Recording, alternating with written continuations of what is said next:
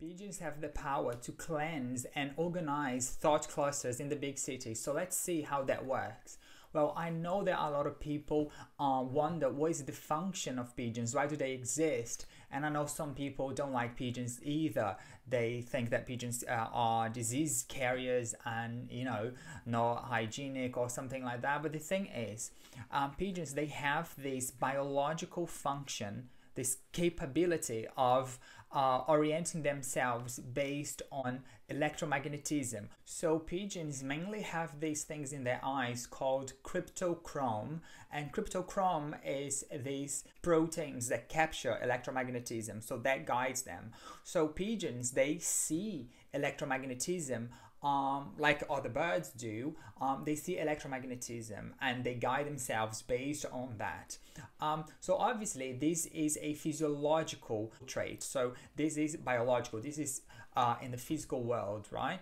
But let's understand that all animals, they have multiple bodies. They have their physical bodies, and they have their energetic body, and they have their astral bodies, right? So whatever you do in the physical realm here, in the physical body, in the physical plane, there's going to be a repercussion in the etheric plane. So that means that energies will play a role as well. They will do something. So what does that do? When pigeons orient themselves based on the electromagnetism of a certain place, of a certain area, what happens is that they are flying together, right? And they fly and they obviously have an aura, right? An aura is this electromagnetic radiation around yourself. So every physical body has a aura, right? This aura is physical, right? We also have this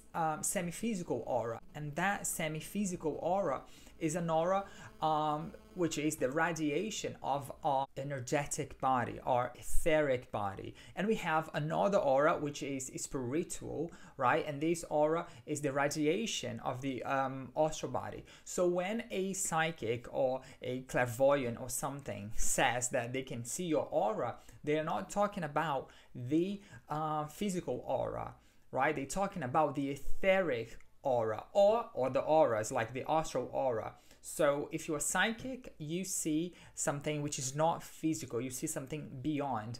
There's a machine called Kirlian machine, and that machine allegedly photographs the aura of objects and people. However, they are only the picture of the physical aura. So what they are photographing is the electromagnetism in the physical world. They are capturing something which is physical. So those pictures are not what we talk about when we're talking about etheric or astral or spiritual. As I said, pigeons, they have this ability of guiding themselves based on electromagnetism, and obviously they do that based on physical electromagnetism, which is the electromagnetism of the earth. As pigeons have a etheric body, right, this body of energy, right, which is a layer of energy in between the physical body and the astral body, that energy then plays a role as well in the more subtle planes. Pigeons are animals that are very much related to thoughts and intellect. Every bird actually is related to thoughts and intellect. Let's just understand how does that work. Birds in general, all aves, they are a group of spirits that are progressing right now through intellect. So the most primitive birds to the most complex birds, they are developing intellect. Not the intellect that we think. We think that, you know, they have to know as much as we do for them to have a developed intellect. No, what happens is that birds in general, they are developing intellect beforehand, and then eventually they will migrate to another species, in another plane, in another planet, but they are developing intellect. And for example, fish, they are normally developing these emotional characteristics. They work on emotions, and that's what they are doing. So that group of animals, they are developing emotion before anything else. Humans have already been through these two stages, right? humans are developing everything at once, because humans are more complex and more evolved than those two groups of animals. And just a reminder, fish and birds, they will never reincarnate as humans. They will not migrate from that species to humans ever, because their evolution, their progress is parallel to ours. So eventually they're gonna be exactly where we are gonna be in the future, right? But we are gonna go through different paths. The reason why birds and pigeons are related to thoughts is because that particular group of spirits, I repeat, is related to the intellect. It doesn't mean that they have to be smarter than us or have more neurons than us. It's just that part of their evolution, right? Before being birds, they were something else, and after being birds, they will be something else. So that evolution is not gonna, just be birds forever.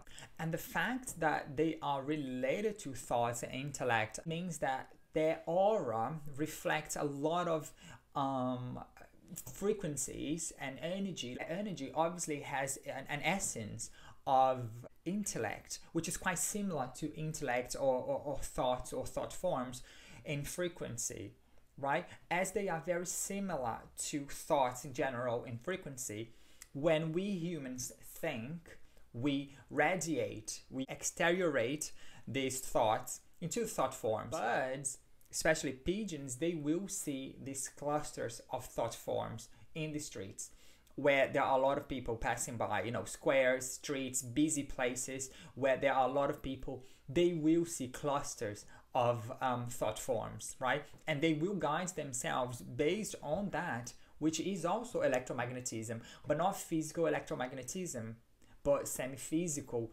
electromagnetism, which is our thought forms. So obviously their physical bodies will be oriented based on physical electromagnetism, but also there is the most subtle version of things happening at the same time. They are also affected by the subtle non-physical electromagnetism. Pigeons fly all together, performing these drawings in the air, and these movements and these shapes, and they are flying. They are actually redirecting those thought forms. They are actually cleansing by redirecting places. Obviously they guide themselves where to go, what to do, what time to do, and where to turn.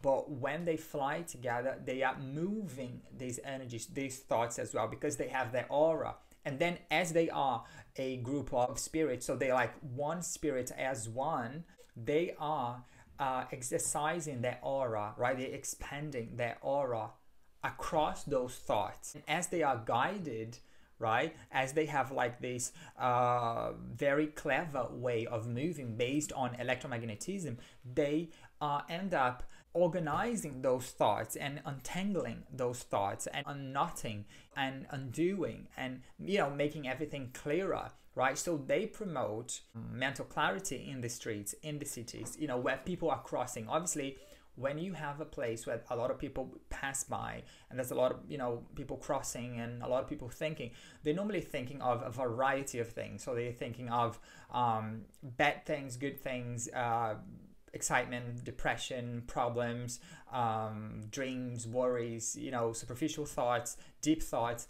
Anyway, so there's a lot of thoughts, and there's a lot of mess, and there's a lot of junk as well, right? In the big cities, in the streets, busy streets especially, right? So when you have birds in there, when you have pigeons in there, actually they are doing this magnificent work. Obviously all of these magnetoreception and all of these that they perform is just natural. So they do that for food in the physical world. They do that for food, and they do that to be guided, and they do that to orient themselves, to what they have to do in the physical world, right? It's just that we luckily have these happening, right? So we get, thankfully, the repercussions of that, right? So they cleanse those areas. So wherever you see birds flying, or not necessarily flying, but if you see pigeons around, a square, big city, big streets, or on the top of your roof or something like that, this is something to be thankful for, because they are untangling nodes of thoughts, and they are dismantling thought forms, and they are doing that not deliberately, but they're doing that. Pigeons have an aura of intellect, right? It doesn't mean that they will help us intellectually or help us, think better. The thing is, they are so pure in their thoughts, which is a very primitive, short range thought. Whenever you see a pigeon in the streets, if you see a pigeon which is harmed or hurt or something like that, make sure that you help that pigeon. Get a box, a shoe box or something like that. Put a pigeon. Go on Facebook or any social media. There are lots of groups in there of people who rescue animals, and I'm sure that might be somebody in that city who will help the pigeon, and go there. You can also feed the pigeons. You can get bird food and go to the parks and feed the pigeons.